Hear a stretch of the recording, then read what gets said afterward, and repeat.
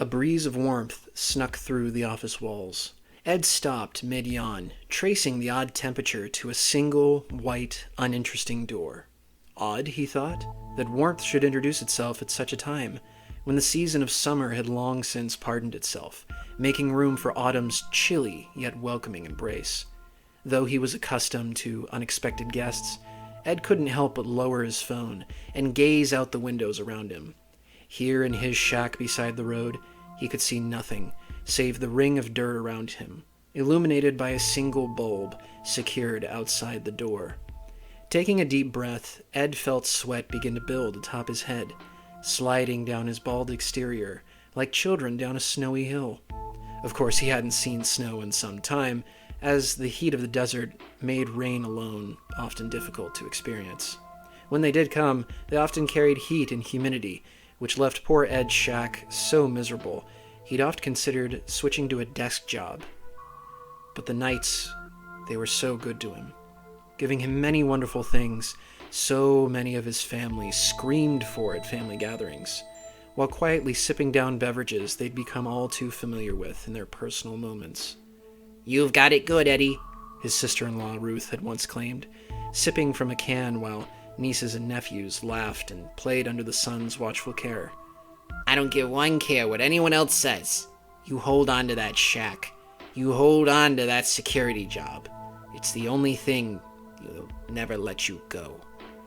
Ed smiled as he rose up from his chair, making a mental note to give her a call once tonight's shift had reached its conclusion. Still, this bizarre heat wave had been most uncomfortable, despite the cool air outside. What had brought it about? A coming storm, perhaps? Holding up his trusty flashlight, Ed pressed the central button and invited sudden white light against the door, the inside of the shack now visible to the outside world as he inspected the frame and air vent. No holes, no breaks, no hope of getting in. Ed nodded and lowered his light, taking another deep breath and exhaling just as an owl let out its ever-going question across the desert night. "Who?" came its inquiry. "Who?" Sitting back down, a creak from Ed's chair filled his shack. Leaning back and retrieving his phone, the sudden warmth was soon forgotten, and the man's focus turned once more to his device. A flicker came from the bulb outside. Ed stopped reading his latest message and looked to it like an old friend learning of a comrade's sudden cry for help. "What gives, old girl?" Ed asked no one in particular. Leaning forward in his seat and noticing the light bulb dim and flicker again. Out of the corner of his eye, beyond his ring of illumination, he barely caught sight of something in the black desert void. Quickly looking this way and that, he saw nothing. For could he? His bulb shielded his shack, and he alone. Beyond it, only the darkness remained.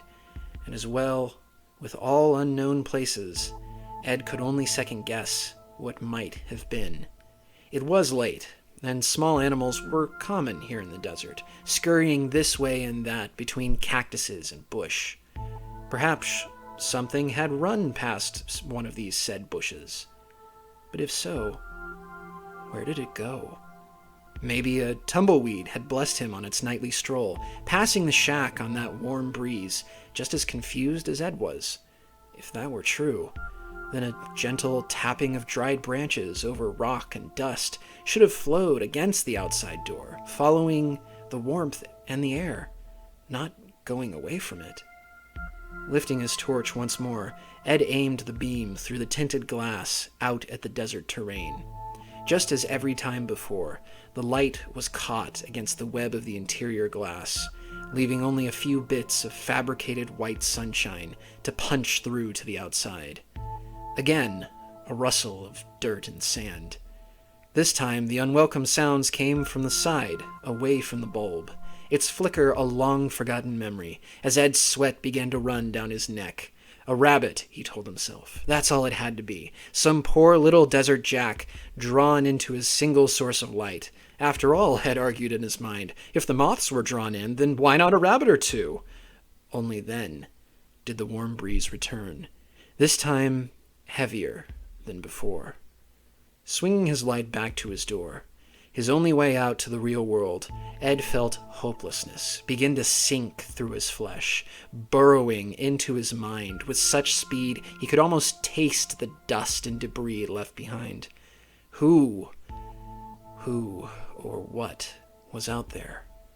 Whether it was a rabbit or not, Ed had to know. He needed to know it was just that, a small animal, completely unrelated to the warm gush that twice had visited him. Otherwise, the movement once more, this time from his left.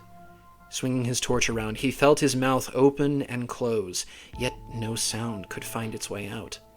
The silence, oh, the silence, it was deafening, challenging the world around the shack to make noise once more, to add or end to the mystery unfolding around him.